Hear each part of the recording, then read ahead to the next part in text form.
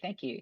Okay, I'd like to call the meeting of a special call board meeting of October 22nd of the Kentucky Retirement System to order. And with that, Vicki, are you going to do the legal public statement? Yes, ma'am. For the record, I want to note that this is a special called meeting of the Kentucky Retirement Systems. This meeting is being broadcast via video teleconference pursuant to Kentucky Revised Statute Section 61.826 and may be viewed by the public at the Kentucky Public Pensions Authority offices located at 1260 Louisville Road, Frankfort, Kentucky. It is also being broadcast to the public via Facebook. I ask if you are speaking and not appearing by video, please identify yourself before talking. In the event the video or audio broadcast is interrupted, we will attempt to reestablish a connection. If a connection cannot be reestablished within 30 minutes, the meeting will be adjourned and rescheduled to another date. Thank you very much. And we have on the agenda a recommendation from the Investment Committee. And Pruitt, would you like to get started? Do you want me to do roll call? Oh, I'm sorry, roll call. Yeah. Yes, Ms. Hampton, I'll go ahead and do that. Ms. Hampton? Here. Mr. Atkins? Here. Ms. Bova? Ms. Eves? Here. Mr. Lane? Here. Dr. Miller? Mr. Piercy? Here. Mr. Summers? And Ms. Thompson? Thank you. Okay, thank you, Sherry. We have a quorum. Yes, So and now- there is no public comment today. Thank you. And Pruitt, you want to take the Yeah. Investment Committee? Thank you. recommendation? We just finished a meeting 15, 20 minutes ago from the Investment Committee. We had some very good discussion and very good questions about the investment recommendations, and I'll summarize that. We have a holding in our portfolio that we've held since, I believe, 2015 of Kane Anderson Energy Fund, number 7. That fund is giving us the opportunity to, they're rolling out one of their largest remaining holdings, which is Kraken Resources, which is a oil and gas driller, a producer in the Williston basis. The last few years of this particular holding of the Kane Energy Fund have performed quite well, and it looks to be a very attractive investment for us to continue in. We have two choices, and two only. One is to accept the continuation vehicle, and we would continue to have our holding as it stands there. Or secondly, we can, I'm going to use a technical term, we can have our money back. But getting our money back will cost us roughly 15% of the net asset value of the investment, and all in, including expenses that we would have to pay. And it would not come in one check. It would come over a period of time, maybe ending in 2016. The board had some really good questions. Ms. Bova had several questions, and we've got one piece of information we'll get to her later, but she voted for it anyhow.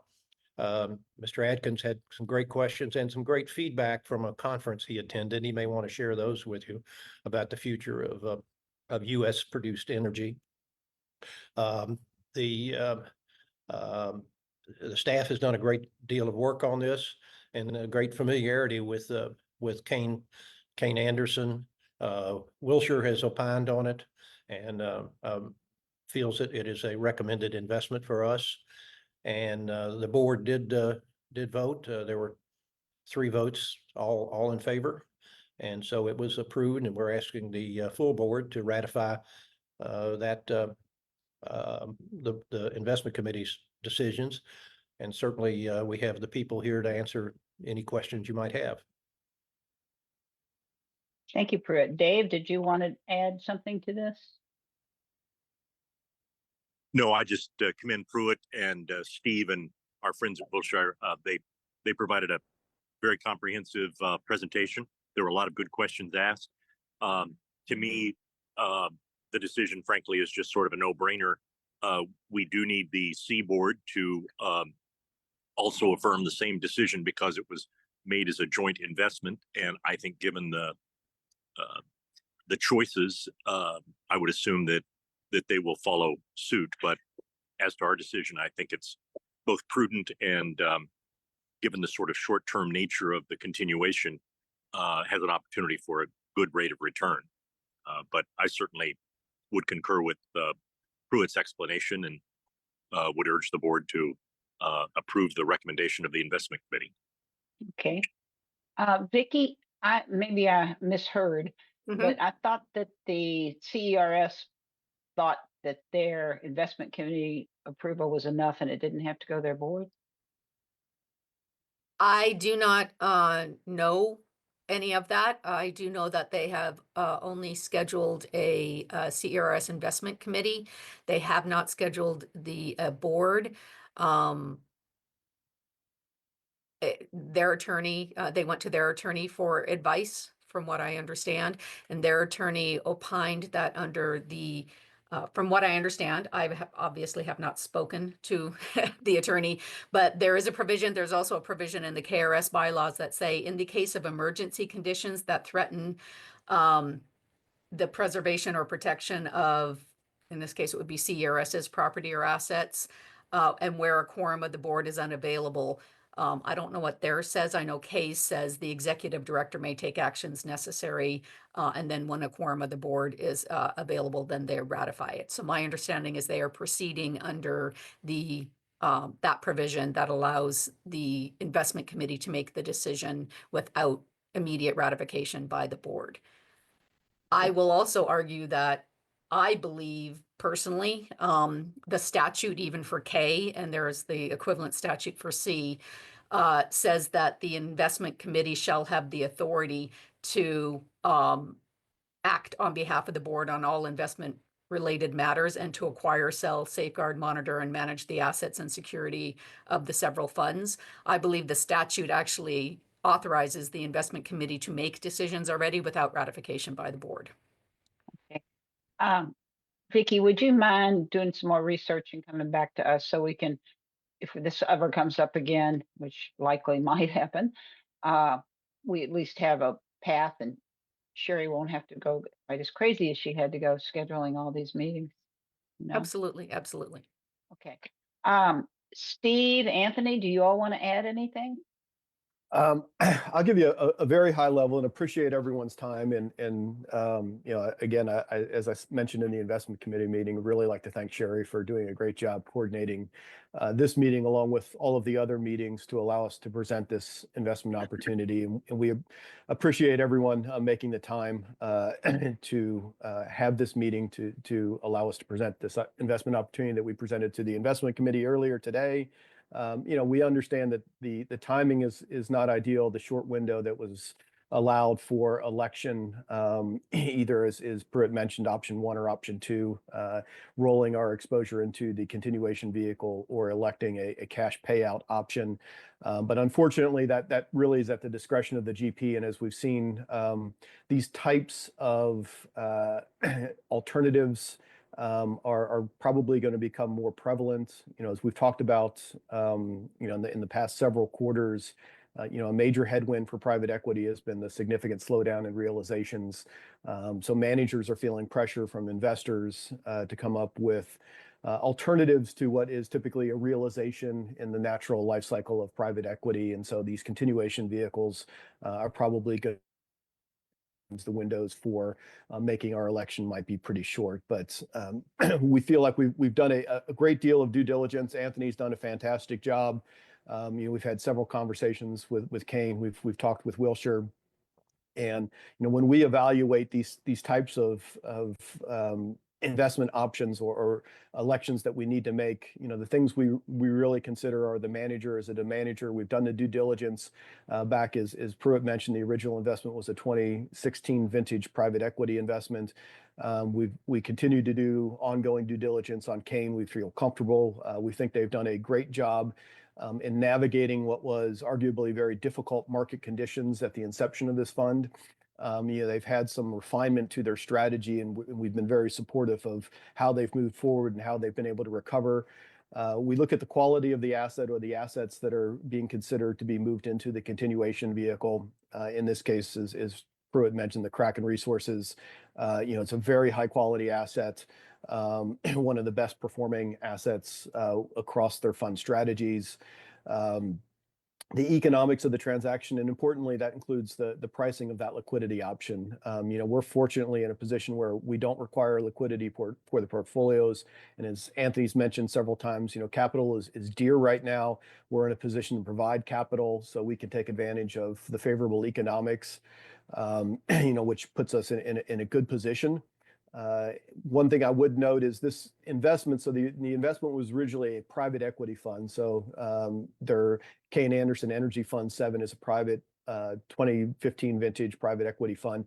This investment, the continuation vehicle, which is essentially a single asset, which is Kraken Resources, would be part of our real return asset allocation. Similar to what we saw with the SVP continuation vehicle earlier this year. When we look at what is a good investment for real return, it's compelling economics, favorable standalone risk-adjusted returns. This asset has low correlation to the current real return investments in our broader overall portfolio, provides inflation sensitivity and meaningful diversification, and also importantly provides a high level of yield and current income. So this asset specifically is cash flowing. And Anthony's presentation shows the magnitude of that cash flow. So we're getting cash returned to us, and we will continue to get that returned to us over time. So we think it's a compelling opportunity. And as Pruitt mentioned, the alternative, which is that liquidity provision, much like if we were to take an asset or portfolio company to the secondary market, try to sell it in a secondary market, you typically take a haircut on that pricing. In this case, the determination of that is roughly about 15% of NAV. And that includes the discount that gets accrued to the CV, as well as all the sellers bear the cost of the transaction as well. So we really felt that of the two options, we like the asset, we like the manager, we think it's a good risk reward going forward. So our recommendation was to roll our exposure into the continuation vehicle.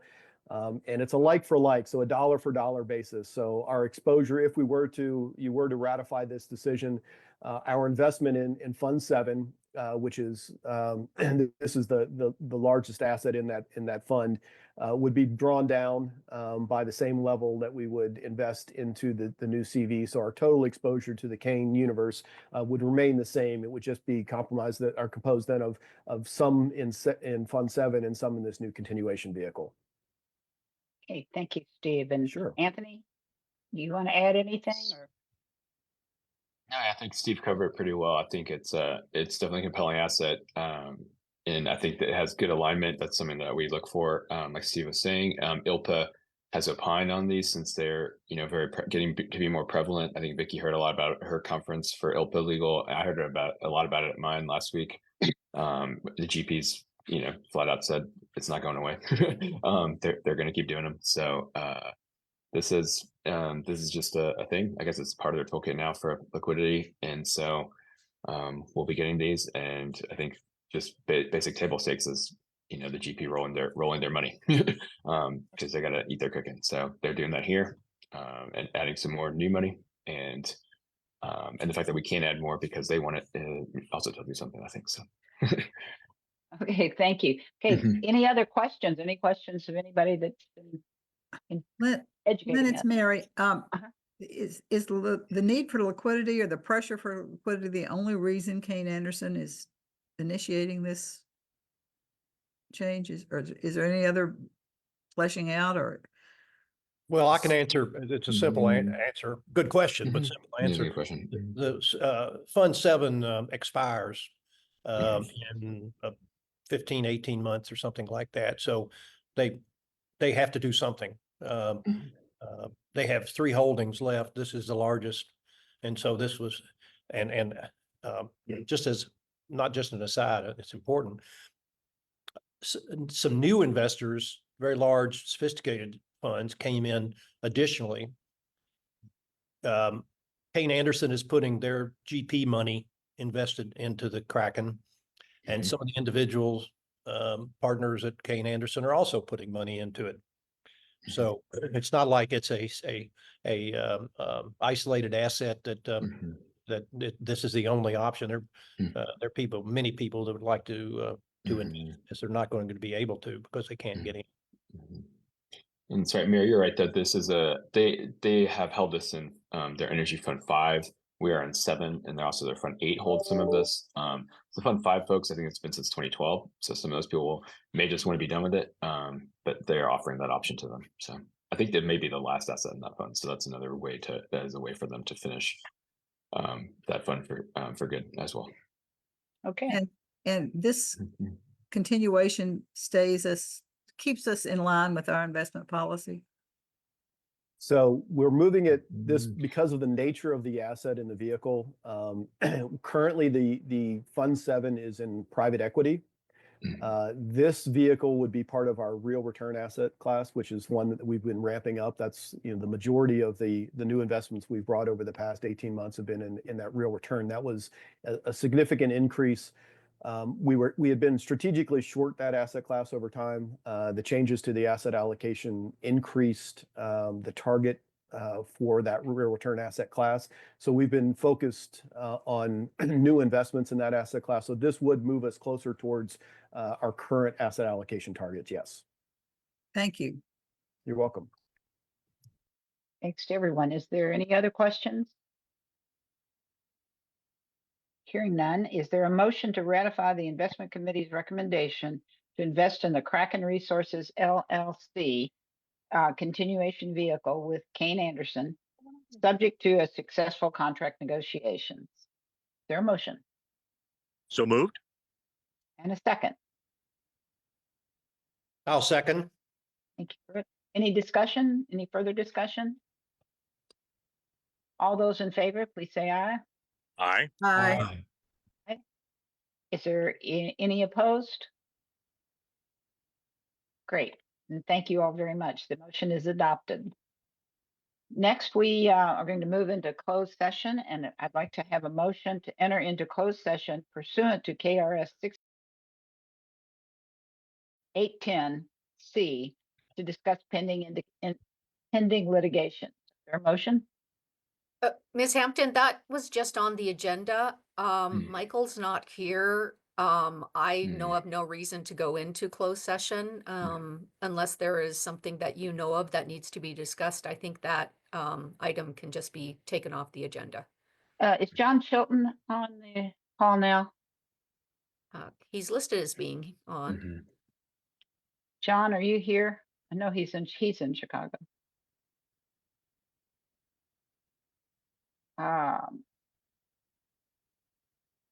Okay, if without John, I mean, I think John just may be on mute. Mhm. He shows. I think he's having to use his phone, so. I was just saying I was unaware of any reason, and Michael's not on this call. So if you still wish to go into closed session to discuss pending litigation, then please move ahead with your motion and then go into closed session, and I can remain on if you need for legal advice. Yeah, this is okay, okay, Mhm. John's here. Yeah. Okay, so I would like to, I think very simply, we'd like to discuss some things and Michael can chip in later. Okay, Okay. okay. Is there a motion? I'll make a motion that we move into closed session. And is there a second? I second. Thank you, Mary. Okay, all those in favor, please say aye. Aye. Aye. I didn't hear any male voices there. Aye. Mhm. Thank you. Okay, any opposed? The motion is adopted. And Vicky, I think you take over at this point. Motion having been, you say, made an open session to move into closed session for a specific purpose, and each such motion having carried by a majority vote in open public session, the committee shall now enter closed session to discuss pending litigation pursuant to KRS 61810C. Okay. Thank you. I